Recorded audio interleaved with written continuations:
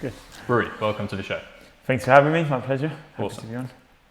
The work that gets you seen is the work that no one sees. There's a quote that I was looking at on your Instagram from earlier. Mm-hmm. What does that mean to you and the athletes that you train? Essentially, it's about doing the things that no one really ever sees you do.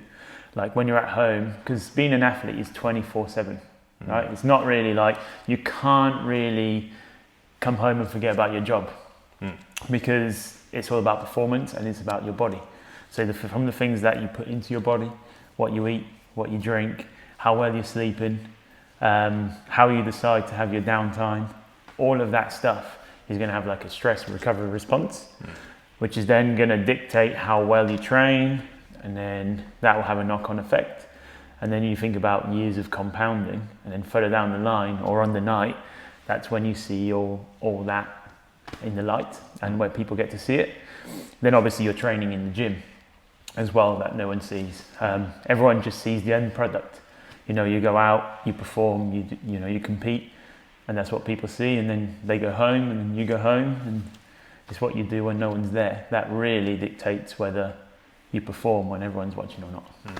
Have you ever seen someone that either you've trained or someone else is training, or someone who's maybe not doing some S&C work or anything, not put that work in and have it not work out for them? So they kind of, sort of to flesh out that question a little bit better, like there's a lot of people who I see who want certain things, but they don't necessarily put that work in behind the scenes, and then they almost get a bit annoyed when it doesn't work out for them. Yeah, I think that happens quite a lot. I think initially people don't understand how much work it takes to get to a certain point. And then you've got the other side of the coin where, you know, you start doing something, let's say it's martial arts or any other sport, and you're naturally quite good at it, and it comes natural to you, and you don't have to put in as much hard work initially. And then you hit a brick wall because you're not used to working hard. And then when you get a little bit of adversity, a little bit of failure, then you don't know what to do because you assume you've been doing everything right, but actually your athleticism might be what got you there in the first place. Right. It wasn't necessarily the hard work, or you didn't have to develop those traits and attributes to actually get good at something or good enough. So you have to put in the hours, because the thing is, at the top, everyone is. You know, like you get away with things for a little bit, but then you get to a certain point where, okay, now everyone's fast, everyone's fit, everyone is good technically. So what's going to give you the edge? And then when you haven't put in those years of work, you then crash and burn. You don't get there. Do you find that like people who have it come easier to them more naturally are harder to train, or do you find, how do you find that? They can be hard. I think it's different from individual to individual, but a lot of times you have to make sure that, you know, the problem is getting away with things. You know, you get away with it once, you get away with it again and again, but eventually you won't. And because you haven't had that negative reinforcement in a way, in terms of like the consequence, you've never had that consequence, you feel like you can just keep getting away. It's like if you drive without seatbelt once and then you're like, oh, okay, cool, nothing happened, so I'm going to try that again. You can kind of push your luck again. As an example, not that people drive without seatbelts, but just as an example, it's kind of the same thing. You get away with it, The problem is, once you get to a certain level, you then can't, the last 5 years, you then can't get those 5 years back. And the work that you didn't put in those 5 years might show later down the line, and you're going to wish you would have done it. Because time's going to fly by anyway. Yeah. How does that relate to S&C then? So what are the things that people should be doing that are the little things that maybe they don't think about that in 5 years' time they might wish that they did do? That is, to be fair, that is massive in S&C, because you have to earn the right to do certain things. You've got different types of transfer that happen when you train. So a lot of the times a good training program isn't measured by what it's doing just in a moment. It's how does it link into the next phase and the next phase and the next phase and the next phase. So you're thinking further down the line. You know, if everyone's got different, let's say for example, to be powerful, you can't really be powerful unless you've got a good base of strength, right? You need to be strong first to then be able to express that strength quickly. Mm. So someone said, okay, I want to get faster, I want to get more powerful. Actually, if you haven't got a good strength base, then all the power work in the world might not be as beneficial as what it would be if you did train strength before. Okay. Or if you try and intensify straight away. So say you want to get stronger, so you pile weight on the bar and you try and get strong. Well, if you haven't built a good base of movement quality, if you haven't built a base of robustness in terms of your joints being able to tolerate the workload, and you just go intense straight away, you're going to get injured. So you have to earn the right to do those things. And a lot of times, you're talking about earlier off camera in terms of the youth training, the youth S&C, we term that long-term athletic development, because you take a kid who starts at the age of 10, for example, and they're getting all those fundamentals, just learning how to move well for different ranges. By the time they're 16, they've cleaned all those little bits up, any kind of mobility issues, any kind of movement deficiencies that they have. They know what it feels like to train under a little bit of load. You can push them on a little bit earlier than someone who's just started at 20, 21. And so because on. they've got that base. Because they've got the base and they've built it over years. Right. Yeah, so when it comes to building that base, you're talking there a lot about, you're not necessarily talking about like big squats or big deadlifts. Are you more concerned about how the person is moving? Yeah, initially, yeah. So put it this way, if you got someone that comes to you, whether it's a fighter, whether it's another athlete, and they've got 8 weeks for that competition and they've not done an S&C before, it's going to be very difficult in 8 weeks to get them to a point where they're going to be firing all cylinders by the end of the 8 weeks. Why? Because the body takes time to adapt physiologically, right? And this is an issue I see a lot with fighters actually, is they think they can get it all done in 8 or 12 weeks. And it's like, well, if it takes you 6 weeks just to see a difference in good strength gains, let's say that takes 6 weeks, for example. Well, you then want to get stronger, get more powerful, get faster, get fitter, all in 10 weeks? Like the body, you can only develop certain things at a time. You can't just develop everything at once because you've only got so much energy to adapt from. So you have to be targeted in your training. So it's more about actually, in the off season, can you build a good strength base? Can you move well? Can you clean up any weaknesses that you have? And then in season, you just turn your strengths into super strengths. And then the following season, you build on the previous season. And the following season, you build on the previous season, or camp to camp, for example, whatever it might be. And then eventually, after 5 years, you're a completely different beast. Yeah. But if you just have 12 weeks and you never do anything in the other times, then you're not really, you haven't got enough time to change, to create the change that you're trying to change in the body. Doing S&C for any kind of athlete, whether it's a combat athlete or, I don't know, a football player or whatever, it seems like, even just from the little bit that you've explained there, it seems so unbelievably complex. Am I correct in thinking that, or is it simpler than maybe I'm thinking it is?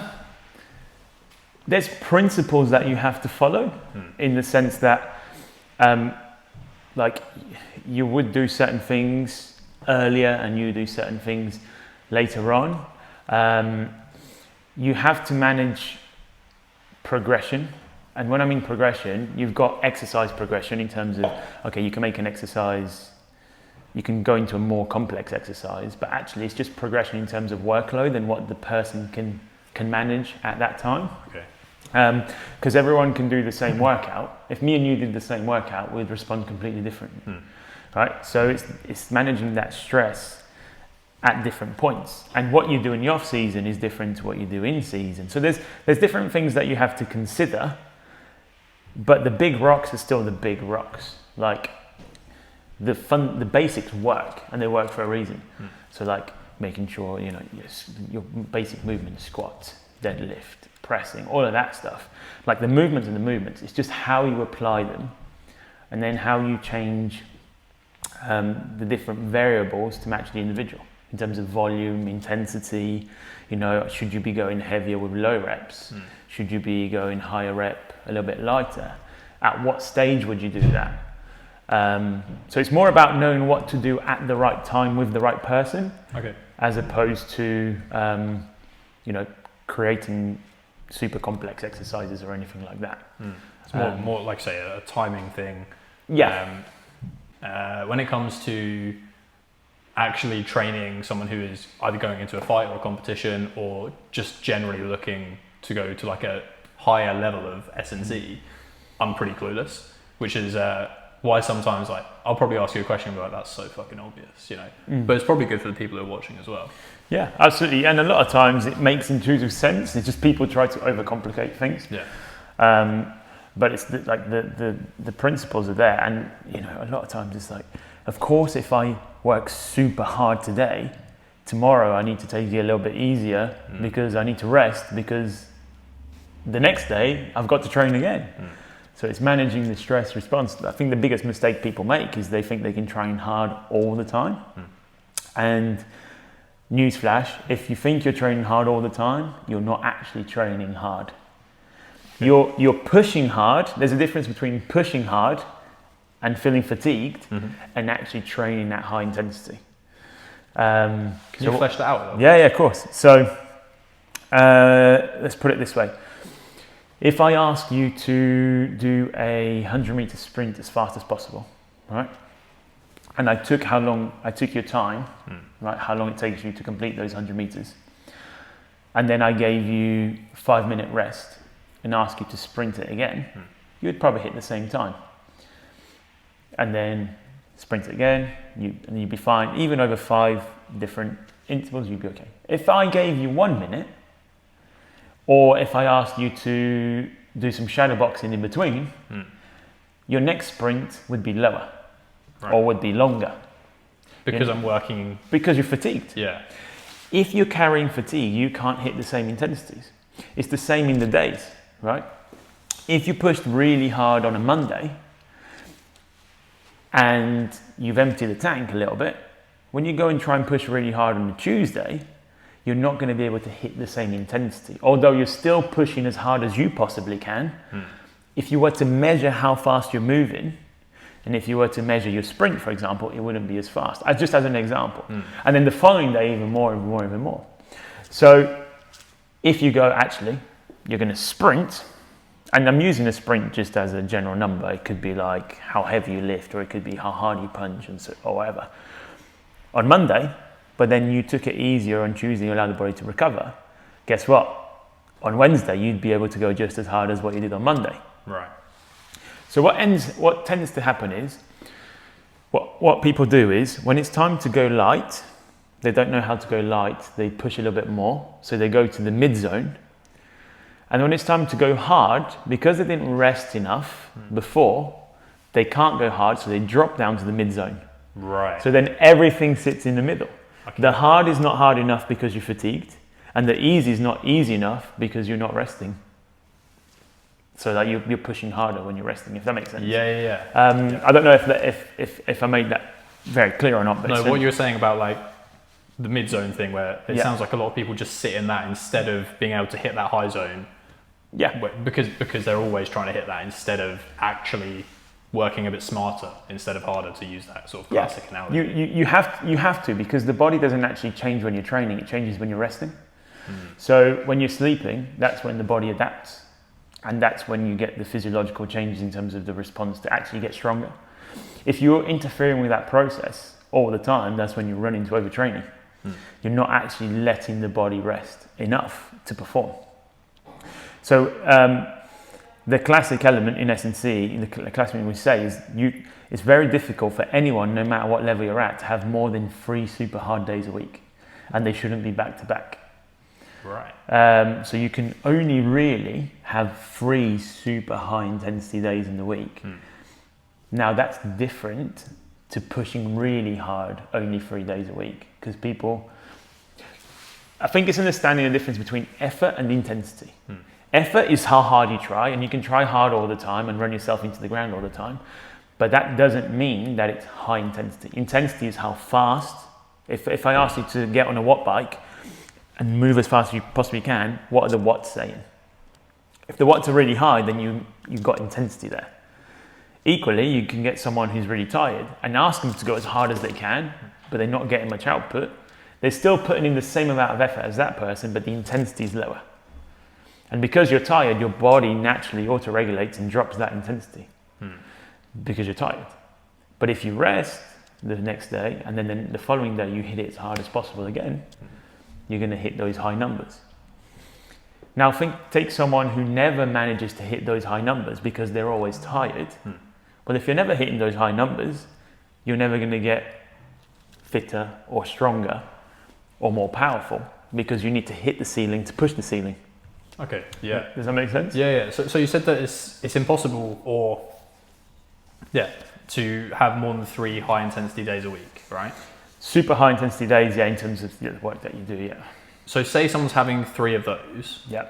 What should their other sessions look like? That's a great question. Great question.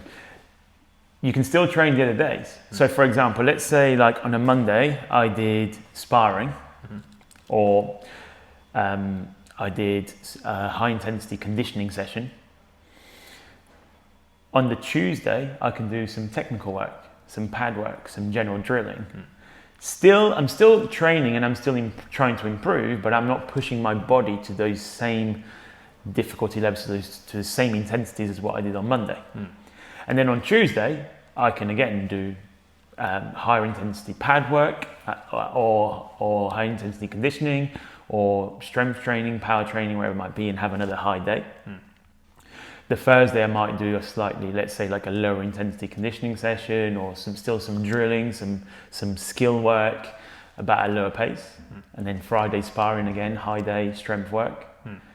And then Saturday, lower intensity technical work and so on. Does that make sense? So you still train, you can still train every day, but you just have to be smart with where you allocate those sessions. So if it was like a graph, it would sort of be like up, down, exactly. down. Yeah, right. That's exactly what it would look like. Okay. And that's where most people get wrong, is they think they can just stay up. Yeah. You can't. Your body will naturally go boom, and you just sit in the middle all the time. Does that relate as well to just general day-to-day people that maybe don't have aspirations of competing in a martial art or a sport or anything? The principles are still the same. However, the difference there is they won't be necessarily training every day. If they are training every day, then you've got to look at how intense those sessions actually are. And you've got to look at the volume and how much they're doing. Like if I'm going in the gym and I'm lifting, for example, and I'm doing 4 exercises and I'm doing 3 sets on each and I'm pushing hard, that's fine. The next day I've probably recovered enough to go and do that. But if I'm doing a gym session in the morning and then I'm doing conditioning in the evening, that might not be enough to recover the next day. So I might need to be sensible the next day. So it depends on how much they're training. If they're training 3 times a week, well, it doesn't matter, they're only training 3 times a week anyway, so they can push a little bit more because they can recover on the other days. You have to essentially, you've got to allow the body to recover to see those changes occur and then to be able to hit the same intensity the next day.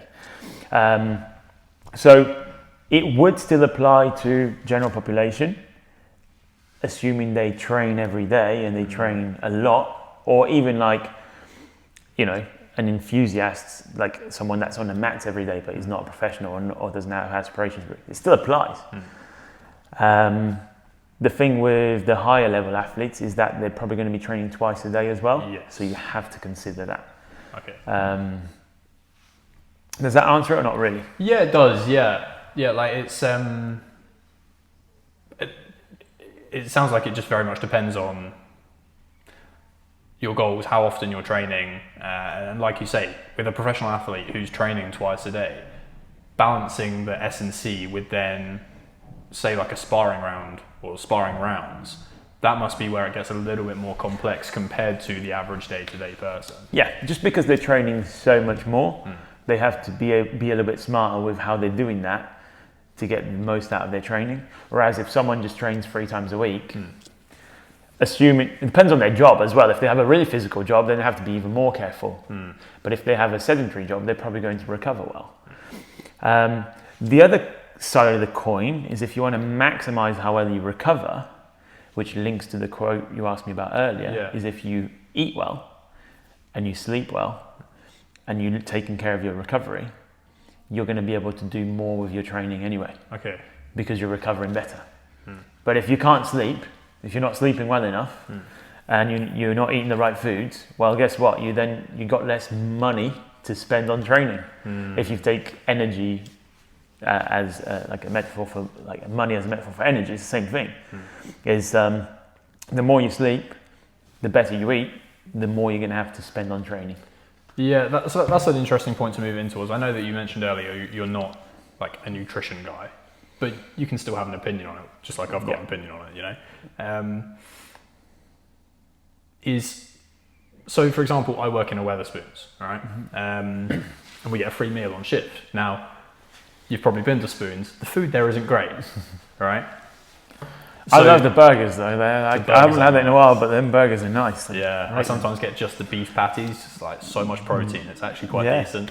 But so when it comes to time to go on break, like I can either have a meal that's been completely cooked in the fryer, or I can try and sort of work my way and like make a few changes so it's a bit of a healthier meal, right? Yeah. And when I first started working there, I was like, oh, this is great. I can just get burgers and pizzas and chips, and it's awesome. And then what I noticed was when I came back to work after my break, I was on the floor. And working in Spoons is like a relatively physical job, right? Like you're constantly walking around having to lift trays. Like it's relatively physical. So I was like, oh shit, like I really need to do something about that. So for example, Sunday night, I had like a chicken breast with some cheese and a jacket potato with some tuna, right? And I felt great when I went back. Yeah. So relating that to like general day-to-day, not athletes, how important is it for people who maybe are overweight, out of shape, to look at the little things that they're doing, whether it's what they're putting in their mouth or even just going for a walk or just getting into the gym? How important is it to start looking at those little things and little choices that you're making? Yeah, I mean, what you put into your body is your fuel, right? So that's going to dictate how you feel.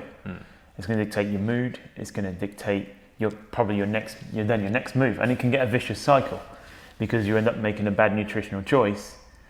Then you don't feel great, and because you don't feel great, you're then going to make another bad choice, and it's just that cycle.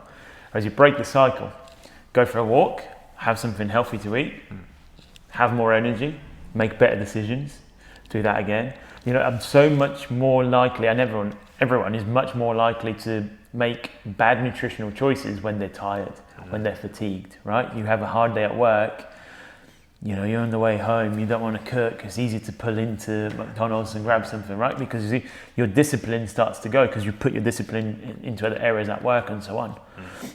And you start feeling tired. And it's very easy to just have the wrong, like to make the, essentially not the best choice, right? And you can actually have the same situation without being stressed from work, because you can create stress from eating bad food. Initially, you have that bad food, and then you feel like crap, like you said, and then you're gonna eat bad food again to try and make yourself feel better, and you just carry on that cycle. How do you break that cycle? Well, you have to change. The first thing you have to do, in my opinion, is change this. Because everyone knows what healthy food is. Everyone knows what unhealthy food is, right? I don't think it's as much of a knowledge issue as much as it is a mental issue, right? So you have to change the way you see yourself and almost create that new identity where you're going, actually, I see myself as someone who takes accountability for what they eat, takes accountability for their training and their health. And you start seeing yourself as that person, then you need to act in accordance to how you see yourself.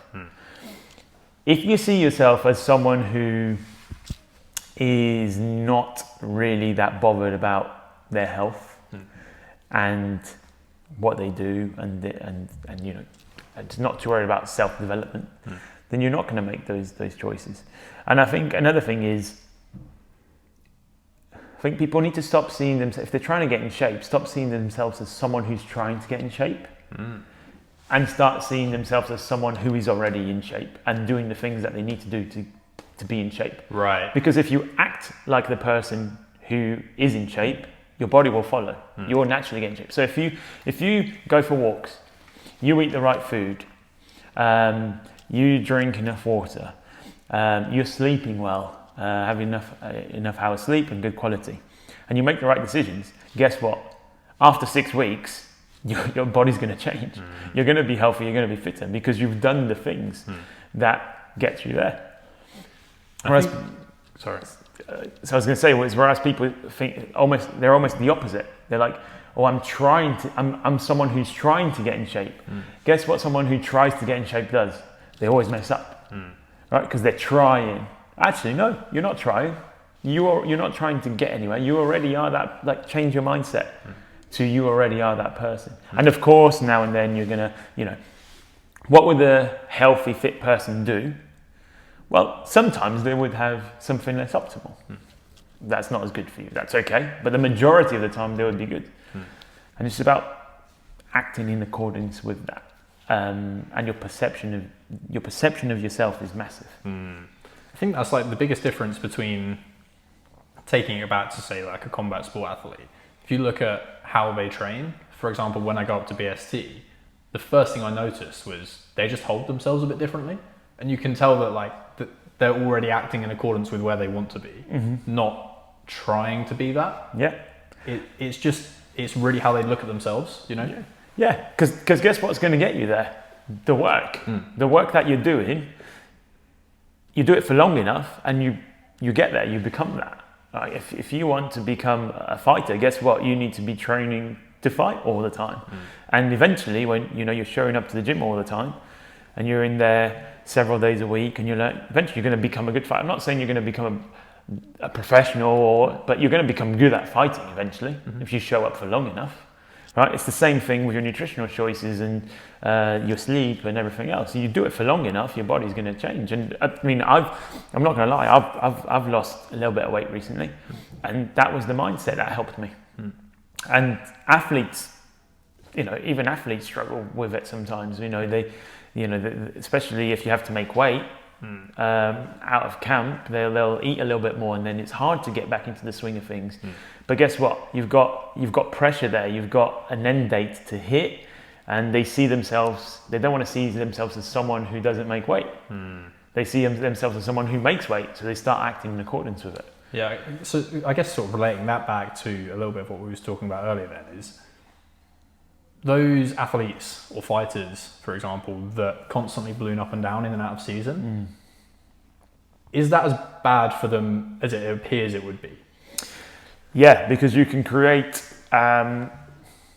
it's called REDS, relative energy deficiency, and you can actually cause your metabolism, you can actually do some harm to your metabolism if you keep having harsh weight cuts to the point where it then becomes a lot harder to make that same weight. And what a lot of people don't realize in fighters is making weight, they think that, okay, I just made weight, that's fine. But actually, it's also about making weight and holding on to performance. Because if you cut too aggressively and you make weight, what happens if your performance also suffers because of that? You think about it, you're depleting your body of all the nutrients. So if you're depleting your body of all the nutrients, that's putting a lot of physiological stress on the body. That's the same as like doing a really hard training week in terms of stress. Your body's going to carry that fatigue. So you've got to be able to recover quick enough. That's why it's important to have professionals on board, like nutritionists and so on, that know how to do it the right way and can help you get the right way, and also know how to then do, come back out of that weight cut or of the fight week and transition back into eating healthily again and diet out of that phase as well. That's important. Yeah, that's also important. So, relating it to the base that you was talking about earlier of your strength and conditioning. Say you get a fighter who has maybe say they're like 25, for example, and they've been fighting for like 4 or 5 years, however long, and their whole life they've kind of gone through those periods of training quite intensely, and then once the task is over, they then sort of fuck off for 3-4 weeks, don't really go into the gym too much, eat like shit, and then when they come back they go really, really hard again. Does that have a more negative impact on their base that you're talking about than if they were just consistent? Yeah, because you're having to rebuild again. Yeah. Because when they get back into the gym, you have to phase them back in. And so you end up losing 3-4 weeks just to phase them back in. Right. So essentially those athletes, even though they say they've been training for 5 years, it's more like they've been training for 2.5 years. Yeah. Realistically, when you look at it, and you can take two people who say they've been training for 5 years, but this guy balloons and disappears from the gym for a month or two after their fight, and then comes back. And you went actually, and this guy here is there all the time and takes a little bit of a week off, a break, and just knows how to ease off their training a little bit and pick up the intensity and ease off, but still is in the gym all the time and doing the right type of work. This guy's trained 5 years. This guy's trained more like 3 years, 2.5 years. So actually, it's the same time frame, but they haven't actually maximized that time frame. And so you take at the end of 10 years, you know, I could like to use the example of Usyk. Like he is, you know, he has vacations and so on, but he never really damaged his body to the extent that other fighters potentially have. You take Tyson Fury versus Usyk. It was so close, those fights. What made the difference? You know, what if Tyson Fury actually stayed? You know, it's difficult because we all heard about Tyson Fury's story, and it's so impressive how he managed to come back. But there's no way that couldn't have taken a toll, right? That took a toll, definitely. And so that could have been the difference in that fight. Yeah. When the stakes are so high and they're both so great, the one that managed to stay consistent for the longest time, that could have been the difference, right? Yeah, it makes complete sense. Like even just on a basic level, I've seen this with my own like martial arts journey, is people who I started training with who have been training the same amount of time as me, or even longer in some cases, but they only come once a week or they only come twice a week. When it comes down to a skill to skill level, it's like you say, you have been training for 6-7 years, but you've actually been training for 3.5, maybe even less, you know, compared to someone who's in the gym regularly. It's one of the things I like about martial arts is it does draw a lot of parallels to every sort of aspect of life, you know. And it's so true. And you can be in form and out of form, and you can, you know, something I tell the guys I work with all the time. It's not, let's say they have a fight lined up and the fight falls through, and they're at the end of the camp. I'm always like, yes, the fight fell through, but the work you've done hasn't gone anywhere. Like you still banked all that. That's all still there in your body with you. The knowledge you acquired, the strength you acquired, you know, the tactical, the technical, that, you know, you're now a better fighter after this training block. That stays with you. Yes, you didn't have the fight. Well, guess what? That just means you didn't get a chance to show it. Yeah. But the work is still there. Okay, let's jump back in. Let's rephase. Let's think about the next step and build on to the next one. And the way I see it, you should be a completely different animal from fight to fight. Not because of what you learn in the fight sometimes, but because of the work you've done leading into that fight. And you think about what, you know, people would tend to train a lot harder when they turn the screw when they know they got a fight lined up, versus someone who perhaps doesn't have a fight lined up. You think about someone who's actually then had 3-4 fights in a year. It's not necessarily just the fights, it's the work they've done leading into those fights that made them better than the person who didn't have any fights. And I guess if the fight does fall through as well, like the positive spin you can put on it, it's like you got all the benefits of that fight camp without having to take the damage of the fight, you know? Yeah, exactly. Yeah. And that's the same thing when it comes to training. Like, let's say you did a hard training and the fight falls through. You don't just continue training normally throughout. You still need that break that you normally would have after the fight, because it's not just about the fight itself. It's about how taxing and how demanding the weeks leading into the fight were. You might actually need to deload a little bit to jump back into the swing of things and move on to the next one. It comes back to that stress load, like that stress response and recovery response that we talked about. Yeah. Similar to when you can't have, you know, we said about the week. You can't have every single day being hard. You also can't have every single week being super hard. You have some high load weeks, some low load weeks, and you phase that throughout the camp as well. And you tend to have about 3 peaks in that as well. Okay. So more of a selfish question, just because I'm curious. Do you know a guy called George Hardwick? Yeah. he does loads of Instagram and TikTok videos, and I quite like watching them. I actually did a podcast with him, went all the way up to Middlesbrough, recorded the podcast, went to check the footage disappeared. So, Oh no! No, man. yeah, I was gutted. Yeah, I bet. 4 hours up there, 4 hours back, but nothing. But I met Harry and ended up doing a podcast with him out of it, so kind of worked. Live and learn, eh? Yeah, hence why like I check this yeah, quite yeah. a lot because I get really anxious about it now. I can imagine. Yeah. What was I going to say? Oh yeah, so he talks a lot about bodyweight exercises and how he thinks they're really, really important for mixed martial arts athletes. What's your opinion on bodyweight exercises? It's a modality. It's a way of doing things. You can load your body in lots of different ways. The body only knows forces, right? The body knows forces. My body doesn't know. If I'm doing a push-up versus if I'm doing a dumbbell press, my body doesn't know if that's a push-up or a dumbbell press. It knows that I'm putting a lot of force through my pushing pattern, and it knows that in the push-up, I get a little bit more core recruitment, and my body has to stabilize a little bit more, but in the bench press, it doesn't. So it's not so much about whether this thing is better than the other or this way of doing things is better than the other. It's a tool. Your body is a loading tool. Like a dumbbell is a loading tool, a kettlebell is a loading tool, a machine is a loading tool to create a stress in the body to get the physiological response that you want. I.e., if I want to get stronger, I need to lift heavy. Now, a pistol squat on one leg is bloody heavy because you've got your whole body weight on one leg. A back squat on two legs is also bloody heavy. The principle is to get stronger, you have to lift heavy.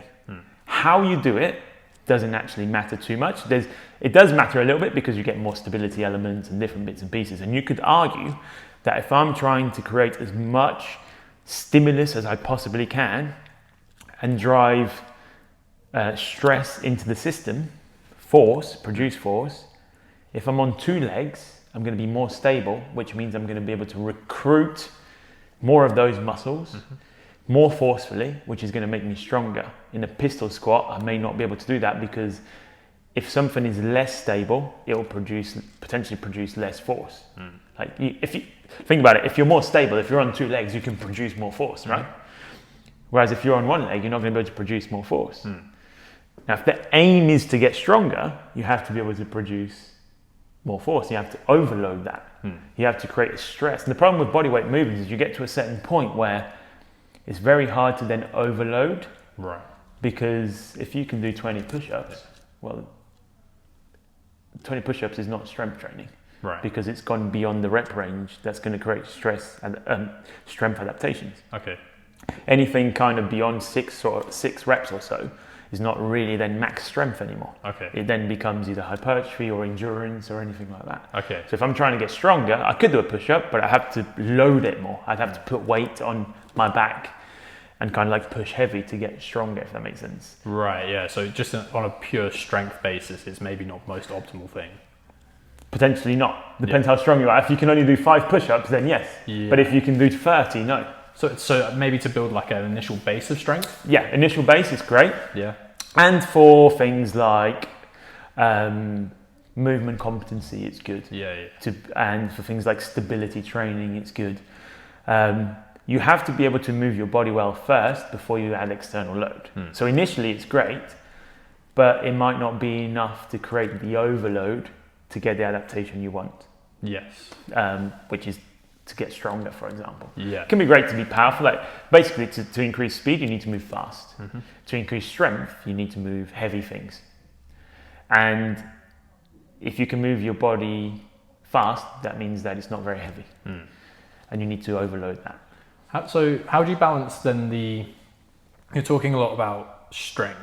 How do you then balance that with the conditioning, which is also super, super important for a fighter, right? Yeah. Very important, because you can be the strongest person in the world, but do you have the ability to keep producing that force over and over and over again? Or do you fade after a minute? Because if you fade after a minute, it doesn't matter how strong you are, right? So you have to be able to replicate that. The conditioning, a lot of it you're going to get from the sport as well. Okay. If you do your sport well, you're going to get some conditioning from the sport. then you have to supplement whatever you're not getting in the strength and conditioning. Now, a lot of it is looking at the individual in front of you and going, okay, what particular energy system do we need to develop here? What are their strengths and weaknesses? If they can, it could be someone who is like a more of an endurance guy but struggles to be explosive and reproduce that power. They might need shorter bursts with longer recovery, for example, if I'm trying to drive power. Whereas someone who's got like a really high resting heart rate and their cardiovascular conditioning is not great because their heart's not pumping enough blood. It has to pump more in a minute to pump enough oxygenated blood to the muscles and so on. They might need to do longer conditioning intervals, slower stuff at lower intensities to kind of drive that specifically. So it really depends on the strengths and weaknesses of the individual. But again, you have to make sure that you're not killing them at the wrong times, right?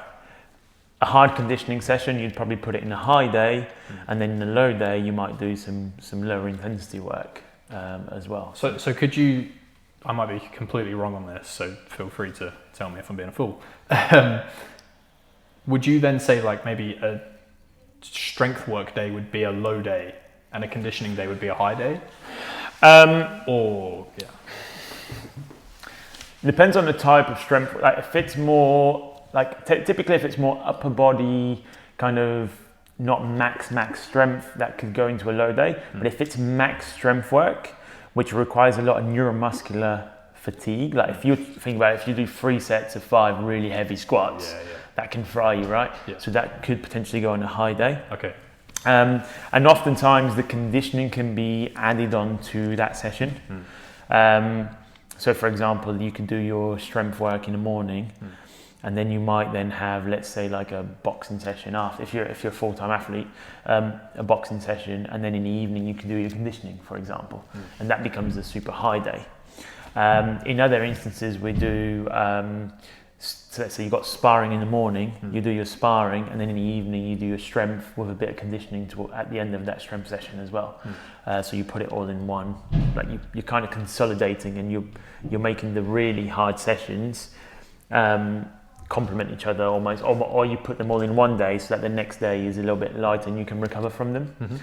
What I probably wouldn't do is do like a really hard conditioning session before sparring, unless you've got long enough to recover. Yeah. So that's an interesting thing to talk about then, is how would you recommend someone to say they've got a strength workout and they've got sparring the same day? Is that something that you would recommend or not? You can do that. Yeah. You can do that. Yeah. It depends on the type of work that you're doing in the gym. If it's really high volume, in terms of like higher reps and things like that, then I would definitely just do it after the sparring. But if it's like strength and power work, you could even do it before the sparring, because that could even like potentially like make you feel better going into the sparring as well. Assuming you're not like going close to failure and things like that. If you're leaving a few reps in the tank, because for strength, usually you want to leave a couple of reps in the tank anyway. If it's to build muscle, you want to go really close to failure. But if it's strength, you don't. So it's not going to fry you as much to then be able to spar well. But the biggest thing is your S&C shouldn't compromise your sparring. Yeah. If it is, then you're doing something wrong, because sparring is always a priority, right? And the S&C works around that. Last thing you want is for an athlete to go into sparring with too much fatigue or really sore because of their S&C session. So we have to be smart about that, and we have to make sure that the priority stays the priority, and then everything else kind of is layered around that, so it doesn't interfere. Okay. So what is a lesson that you've seen people learn the hard way through your years of coaching? One of them we've already spoke about, which is trying to go hard all the time. Yeah. That just simply isn't the case. Another one is that, again, we've mentioned a little bit, you can't buy back time. I've seen people get quite far down the line in training and then look back and go, I've wasted I've wasted years that I don't get back just by faffing around.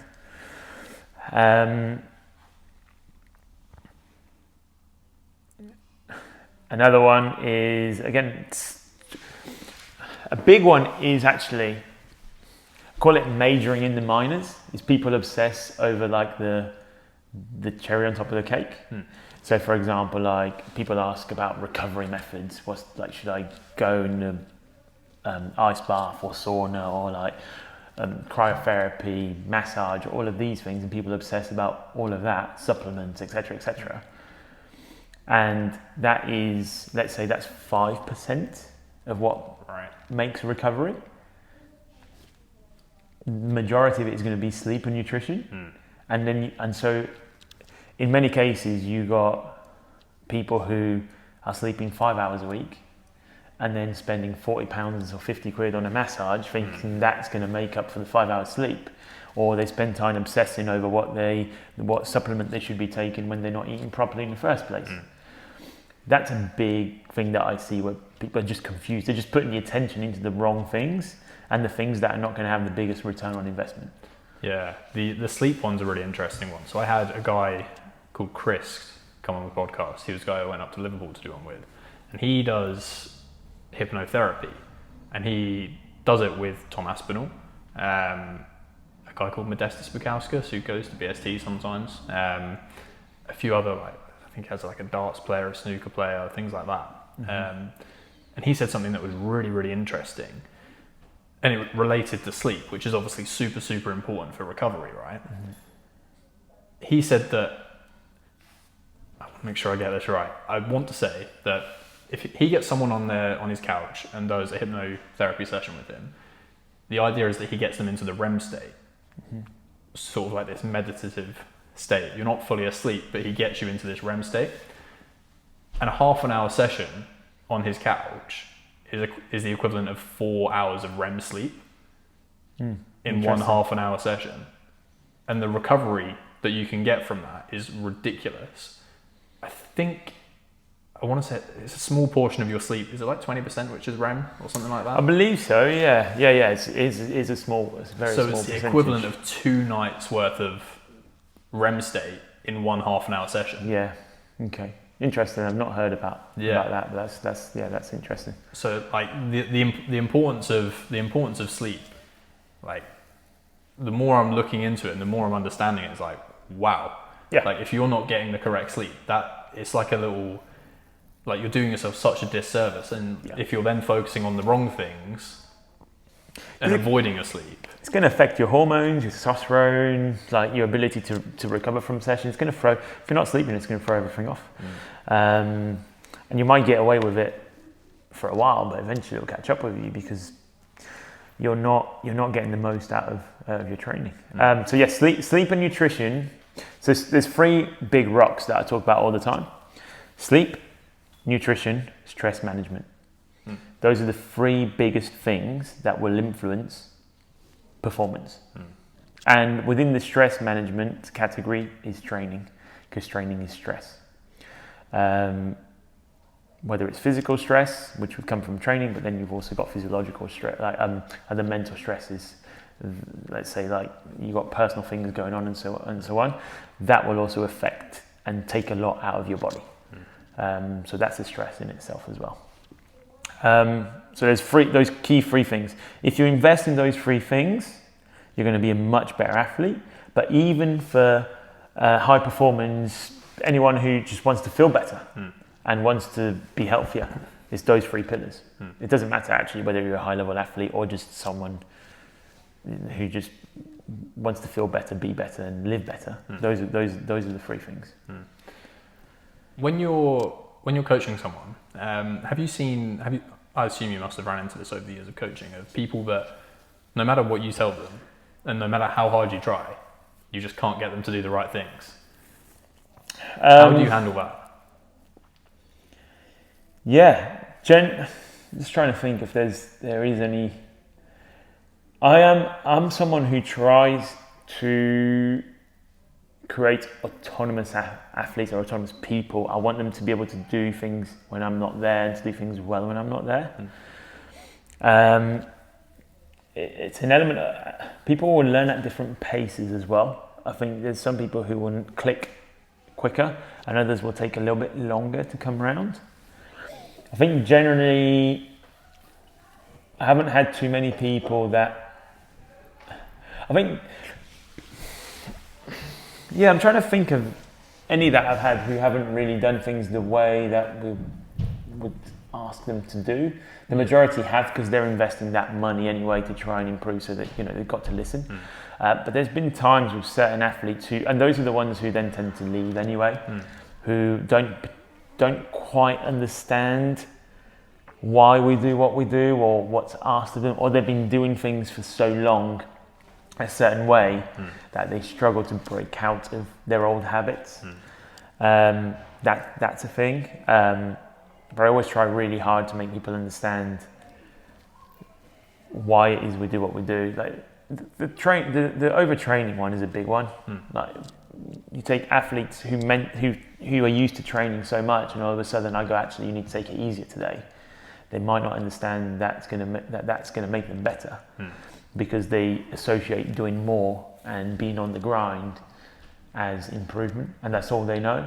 That all of a sudden, when you go, actually, I want you to rest a little bit, or I want you to take it a little bit easier today, they don't tend to respond very well to that. And I think it's also a bit of an insecurity in a way. They feel like they need to always be pushing to become what they want to become. Yeah. And that can be that is one of the most challenging things. I guess when you're relating it to like a combat sports thing, when you've got a man to stand across the cage against and you're going to try and kill each other, I guess if you're like, oh, let's take it a bit easy today, but in their mind they've got that guy to fight. You don't have to fight that guy. But but the beauty of it is, once you understand performance, if you're asking me who I'd rather fight, I'll take the overtrained guy. Yeah. Like I'd rather take that guy on instead of the guy who's done everything right and who's peaking on the night and he's firing all cylinders on the night and he's not overtrained. That's a really good point. I'll take that guy any day of the week. The problem is people don't understand performance well enough to know that. And then you've got the whole concept of hard work. And what is hard work? Like, hard work is also doing the things that it's doing the things that are hard, and not necessarily just training hard. Going to sleep on time, putting your phone away at 9 o'clock, not playing video games at 9 o'clock or watching a film. It's actually turning it off at 9 o'clock and going to sleep so that you get a good night's sleep. That's hard. Yeah. Right? How many people are willing to do that? How many professional athletes are willing to do that? Or how many people who want to, just be healthy, fit, are willing to do that? And that goes back to that quote that we were talking about at the start, the work that people don't see, right? The work that people don't see, and that is working hard. It's not just, because training, everyone wants to train. Everyone can go and drag themselves through a hard session. Like, if it was that easy, everyone would be amazing, right? Don't get me wrong, you have to do that at the right times. I'm not saying you don't train hard. You do train hard. But in order to train hard, you need to rest to go to those same intensities. Another thing that is hard is saying no to a meal out with friends who you're going to not eat the right things, for example. That's hard to do, right? Or, we need to redefine what working hard is. It's not just output in the gym, because if it was output in the gym is what is the minimum. It's the work you put in outside of the gym that matters the most, and that's going to make the biggest difference, as well as the work you do in the gym, obviously. But you just got to be smart, and being smart is having the right game plan, and working hard is how well you implement the game plan. That's hard work. How well can you execute that game plan to a T? Like we said, going to bed on time, training, pushing hard when it's supposed to push hard, resting when it's supposed to rest, ticking all the right boxes. That's working hard. Working smart is having the right game plan. So the last thing I want to talk about then is relating what you do to the coaches on the other end, so the martial arts side of it. Have you ever run into any issues where maybe a coach is telling the athlete to do the wrong? Because I've seen it before where a lot of MMA coaches don't have a fucking clue what they're talking about when it comes to S&C, and they're telling their fighters the complete wrong thing. How do you handle that relationship? Yeah, I mean, everyone's got good intentions, right? At the end of the day, everyone's is trying to do what they think is the right thing to help that individual. I think a lot of times, what I tend to do is, as the S&C coach, is like manage my stuff around what they do outside. Okay. So instead of trying to change what the martial arts coaches are doing, I'll just go, oh, okay, you had a pretty hard session yesterday, so we can't really push that hard here today. We need to take it a little bit easier because you did that. And vice versa. Now there's some coaches who are fully on board and they make it super helpful, and those are the ones who tend to get the most success with in terms of the athletes, because they've got a good schedule. And that tends to help if you have a good relationship with the skills coaches, martial arts coaches, because then we can make sure that everyone's working together to help the athletes and everyone's kind of pushing in the right direction. In MMA it's trickier because you've got several coaches, and you might go to your boxing coach and he wants to get the most out of you, so he's going to push you. And then you're going to go to your MMA coach and he's going to push you because he wants to get the most out of you. And then you're going to go to like your you know, you might have a jiu-jitsu coach or whatever it might be, another different class, and they're going to try and push you. And then you go S&C, and if the S&C guy is not aware of what's going on, they're going to try and push you. Then all of a sudden you've got all these different people pulling you in all different directions with no synergy. You're not going to perform. There's no way. That's not a performance environment. So in an ideal world, everyone's talking to each other. When that's not possible, and because that isn't always possible, because some people might not, you know, they've got several athletes to deal with, they can't be talking to all the other coaches, whatever, for whatever reason that might be.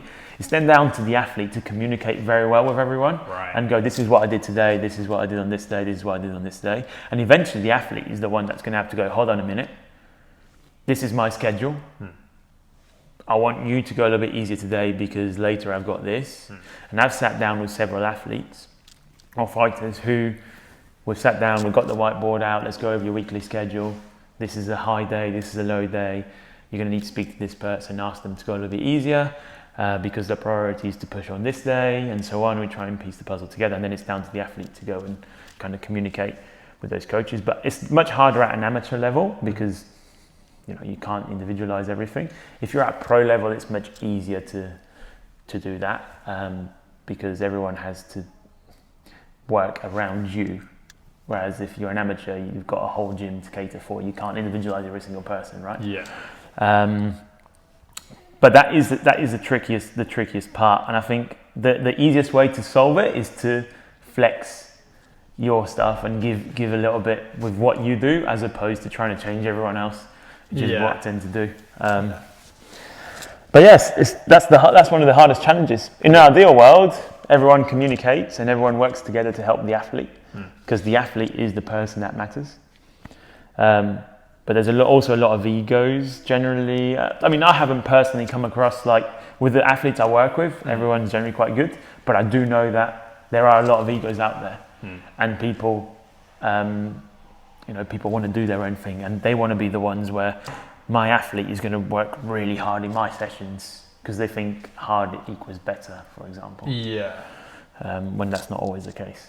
I guess if an athlete's going to a more low-level gym, I guess, they then have to cater to the beginners in the class, so maybe the class isn't going to be at the right intensity, or maybe it's too intense because they're trying to cater to the masses instead of the individual. So I guess at that point it's on the athlete to then, as you say, communicate. And I guess ultimately they are like the CEO of their shit, right? So they need to be the one who's also trying to be like, right, I need to do this today, I need to do that, you know. Yeah, absolutely. And if you don't know what to do, my advice is go seek out the best professional that is trained to look at those things is the S&C coach, right? The performance coach. They will be able to help you structure a week where it makes sense physiologically. That when I speak, even my guys, I say where I can bring you the most value isn't just in the 1 hour I'm with you in the session or 2 hours a week, wherever it might be, is actually in helping you create a schedule that makes sense. Because 2 hours a week, if the schedule is all off whack, it ain't gonna do shit. It's not gonna do much for you, right? It might help you a little bit, but realistically, you need to get the whole week right. Because it's how everything feeds together that matters. You know, if you can't recover from this session to this session, or if you can't recover from one session to the other, or you're doing things that don't complement each other, then you're not gonna get the outcome you want. It's as simple as that. And the UFC has great resources out there for free. Like if you go and look at the UFC's PI volume where they release like all the PI releases, like loads of information on that. They teach people how to structure a training week. Right. This is nothing that is not out there. It's all out there. You just got to go and Google and search it and look at it. That. People don't. I mean, the S&C coaches would do because they research it. But an athlete, if you're an athlete out there and you don't know how to structure your week, well, you can message an S&C coach to ask for some help. Do your own independent learning, but the UFC has some really good resources out there, like the Volume 2 that they've released. It teaches you about what a training week should look like, and it talks about the synergy and the communication of an interdisciplinary team, where the S&C coach talks to the skills coach and the nutritionist and the physio, and everyone's working together to help the athlete. Of course, that's not always possible at the lower level, but at the highest level, that kind of needs to happen, because guess what? Your opponent might be doing all that. Right? And that can be the difference. Is there anything that you want to promote? No, not really. I mean, if anyone wants to get in touch or ever has any questions, feel free to get in touch with me, drop me a message. I'm always happy to point people in the right direction and help them. But other than that, no, not really. Just get in touch if you want any advice or any help or any of the services. Great. I'll leave a link to like your Instagram and everything in the bio on that as well. So, cool. Thank you for coming on the show. Appreciate it. Thank you, mate.